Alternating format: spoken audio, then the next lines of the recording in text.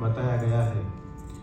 एक पार्ट जो था डिवोशनल वो भी आपने देखा, दूसरा वो जो सब किसान हैं काम के लिए निकल रहे हैं, जो सब तैयारी चल रही है, लेकिन घर की जो औरत होती है उसको सुबह उठ के चक्की पे आटा पीसना होता है, जिसे हम मराठी में जात बोलते हैं। और कबीर ने तो बहुत सुंदर लिखा है, चलती चाकी देख कर कि दिया कबीरा रोए, चलती चाकी देख कर कि दिया कबीरा रोए, दो पाटन के बीच में साबक बचा न पोए। दो पाटन सो जन्म और मृत्यु, ये दो पाटन के बीच में कोई साबक नहीं बचता। तो इससे क्या करना चाहिए? चाकी चाकी सब कहे और कीली कहे न कोई। जो सेंटर में का जिसके इर्द गिर्द वो पूरी चक्की घूमती है, चाकी चाकी सब कहे और कीली कहे न कोई, जो कीली से लाग रहे वो का बालन बाका होए कबीरा, बालन बाका होए। जो वो जो दाने होते हैं जो वो कीली के तरफ होते हैं वो पीसते नहीं। वैसे ही जो लोग हम आत्म तत्व से रिलेटेड रहते हैं वो पीसते नहीं है, बाकी के सब लोग पीसते जाते हैं। इसकी शुरुआत जहाँ से हुई थी, खुद कबीर ने जिनको गुरु माना, ऐसे संत नामदेव। और संत नामदेव इनके वो काल में, मतलब ये जो हम आपके सामने अभी गाना, हम ये जो सॉन्ग आपके सामने रख रहे हैं, वो 800 साल पहले इसी एरिया में लिखा गया था। संत जनाबाई का ये बहुत ही सुंदर ऐसा ये अभंग है, ओवी बोलते हैं जिसे। सुंदर माझे जाते ओव्या गाऊ कौतुके, तू येरे बा विठ्ठला। तो इसमें से ये कहा गया है कि पर्टिकुलरली जो वारकरी सेक्ट है, इसमें इसी में ऐसा होता है कि जो गॉड है, विठ्ठल है, और जो भक्त है, इन दोनों में कुछ दूरी नहीं रह जाती। वो एक दूसरे के साथ घुल मिल जाते हैं, जैसे हम एक दूसरे के सामने बैठे हैं। और ऐसा कहा गया है कि जब वो जनाबाई खुद वो चक्की पीसती थी सुबह, तो उसको हेल्प करने के लिए खुद विठ्ठल उठ के आते थे। तो उसमें उसकी जो भी एक कहानी है, सर ने मुझे बोला था कि कुछ कहानी है तो सुनाओ। ऐसा बोलते हैं कि एक बार विठ्ठल खुद उसके घर में गए, उसके साथ उन्होंने आटा वो चक्की पीसी। उसको मालूम नहीं था कि हमारे सामने जो बैठा है वो विठ्ठल है। और जब सुबह विठ्ठल उनके स्टैचू पे, उनके वो मूर्ति पे मंदिर में जाके लोगों ने देखा कि उनका जो कपड़ा था उसको कुछ तो भी सफ़ेद सफ़ेद लगा हुआ है। तो वो क्या है? सब लोग ऐसा कैसा हो गया? उसमें जो मराठी पोएम है मैं वो आपको बताता हूँ, हो सके तो आप ट्रांसलेट कर लो। पीठ शेल्याला लागले झाला राऊळी गोंधळ, कुण्या घरचे दळण आला दळून विठ्ठल। पीठ शेल्याला लागले झाला राऊळी गोंधळ, कुण्या घरचे दळण आला दळून विठ्ठल। शेला झटकिला कोणी पीठ उडून जाईना, बुच कळला पाण्यात वीर गळून जाईना।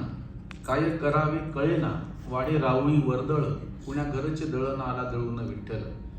पीठ चाखले एकाने म्हणे आहे ही साखर, पीठ चाखले एकाने, उसकी टेस्ट ली किसी ने तो बोला ये तो शुगर है। पीठ चाखले एकाने म्हणे आहे ही साखर, पीठ उंगले दुजाने म्हणे सुगंधी कापूर, कॅम्फर। पीठ चाखले एकाने म्हणे आहे ही साखर, पीठ उंगले दुजाने म्हणे सुगंधी कापूर। काय करावे कळेना मनी उठले वादळ, कुण्या घरचे दळण आला दळून विठ्ठल। और लास्ट स्टांजा उसका है, ठिगळाच्या पांघरुणा शेला म्हणती सकळ, फक्त जनीस कळली होती तिची ती वाकळ। सिर्फ जनाबाई को मालूम थी कि उसने जो पहना है वो मेरे घर का, जो हम रात को ओढ़ के वो चादर है वो उसने वहां से है। मतलब सुबह मेरे साथ जिसने चक्की पीसी थी वो खुद विठ्ठल था।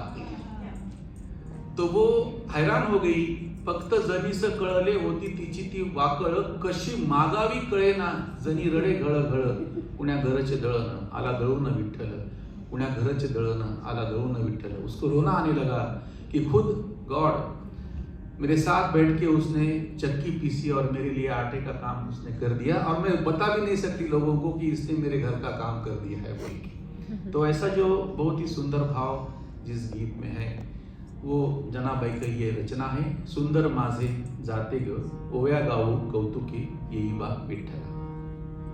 ये चक्की पीसना जो है उसमें what he has mentioned, the zata, it is in Marathi called as. I would like to tell what that zata is. Zata is with the help of which the wheat is crushed. There are two heavy stones, flat stones. They are very heavy, and in between those two stones, the wheat is there, put from the up, and then it is rotated so that the wheat is crushed to prepare the flour, to eat the roti, chapati. And in the rural areas of Maharashtra, the ladies, they do it for a long time, and while doing that, it's very important to understand that they get a lot of ideas. Like my friend Shrikant only says many times in some of our programs that Ramayana is a very epic, in India, and Ramayana is written by Tulsidas, and there are many other versions. But then there are many versions, prepared by these ladies also while they are doing this zata, and they are preparing that, crushing the wheat. They get so many ideas and they just start singing something which is, which comes from, say, nowhere, we can say. So this zata, this is called as zata with the help of what they, go on doing it. And it is quite closely related to the spiritual, kind of thing as it is, related to India. So this is also one of that song. It is about zata, Sundar माझे Zata. It is also one reference, you may like it. What is the relation of art and life? Yes, that's right. So this is our routine life. What is the use of art? Why we are singing? Why you are listening this? दाण्याच्या जोडीने जिण्याचा रगडा. दाण्याच्या जोडीने जिण्याचा जगना life. वो दाने piece रहे हैं, जीना भी पीस रहा है. गाण्याच्या ओढीने तुला ओढीते दगडा. Because of the art, we are overcome the troubles in the life. Because of the art.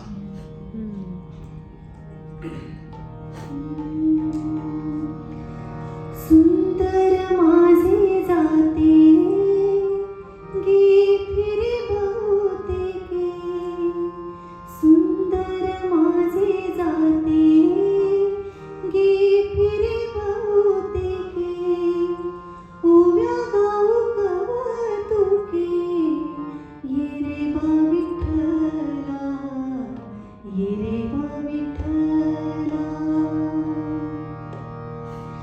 जीव शिव दोन्ही खुंटे गे प्रपंचाचे नेते जीव शिव दोन्ही खुंटे गे प्रपंचाचे नेते लावणी पाची बोटे ये रे बा विठ्ठला ये रे बा विठ्ठला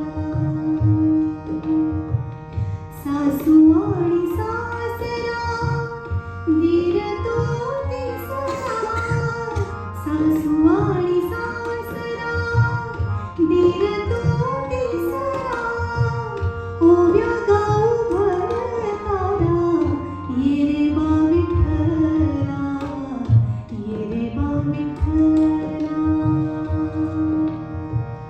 जनी